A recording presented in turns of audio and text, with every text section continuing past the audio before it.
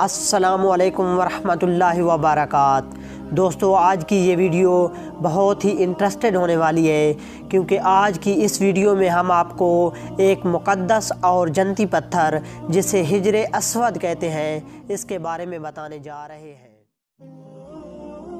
حجر اسود جسے جنتی پتھر بھی کہتے ہیں، جو کہ بیت اللہ میں استادہ ہے، جس کے بارے میں رسول اللہ صلی اللہ علیہ وآلہ وسلم نے فرمایا، حجر اسود دودھ سے بھی زیادہ سفید تھا، جسے اولاد آدم کے گناہوں نے سفید کر دیا ہے۔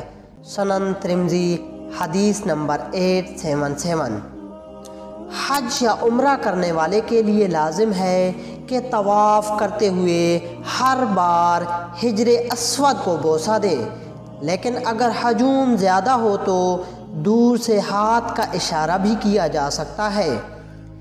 نبی کریم صلی اللہ علیہ وآلہ وسلم نے حجر اسود کے بارے میں فرمایا، اللہ تعالیٰ اسے قیامت کو لائے گا تو اس کی 2 آنکھیں ہوں گی جن سے یہ دیکھے گا، اور اس کی زبان ہوگی جس سے یہ بولے گا، اور ہر اس شخص کی گواہی دے گا جس نے اس کا حقیقی استلام کیا۔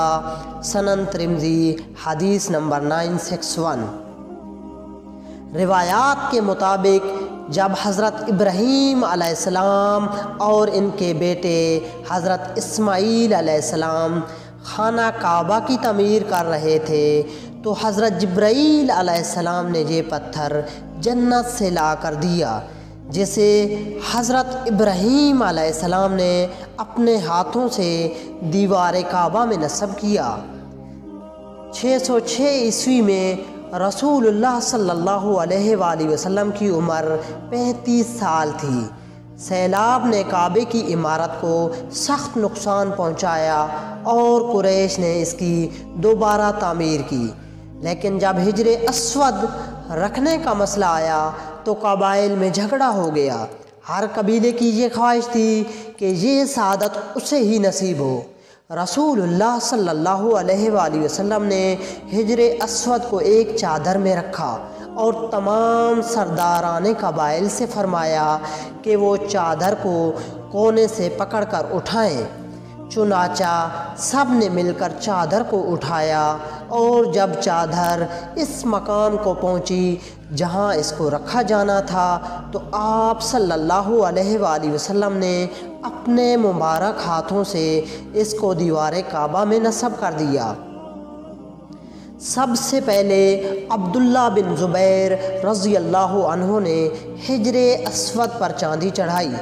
حجر اسود جو کعبہ کی جنوب مشرقی دیوار میں نصب ہے، اس کے 3 بڑے اور کئی مختلف شکلوں کے چھوٹے چھوٹے ٹکڑے ہیں۔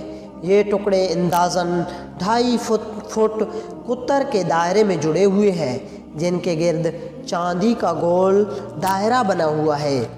عبداللہ بن عمر رضی اللہ عنہ بیان کرتے ہیں کہ میں نے نبی کریم صلی اللہ علیہ وآلہ وسلم کو یہ فرماتے ہوئے سنا کہ بلا شبہ حجر اسود اور مقام ابراہیم جنت کے یاقوتوں میں سے یاقوت ہیں۔ اللہ تعالیٰ ان کے نور اور روشنی کو ختم کر دیا ہے۔ اگر اللہ تعالیٰ اس روشنی کو ختم نہ کرتا تو مشرق و مغرب کا درمیانی حصہ روشن ہو جاتا۔ سنن ترمذی حدیث نمبر 878۔ ایک حدیث کے مطابق حجر اسود کو چھونا گناہوں کا کفارہ ہے۔ سنن ترمذی حدیث 959۔ امید کرتا ہوں دوستو آپ کو یہ ویڈیو اچھی لگی ہوگی۔ اگر اچھی لگی ہے تو پلیز اسے لائک اور شیئر کریں، اور جان پاکستان ٹی وی کو سبسکرائب کریں۔ اس کے ساتھ ہی اپنے میزبان محمد صفدر کو اجازت دیجیے۔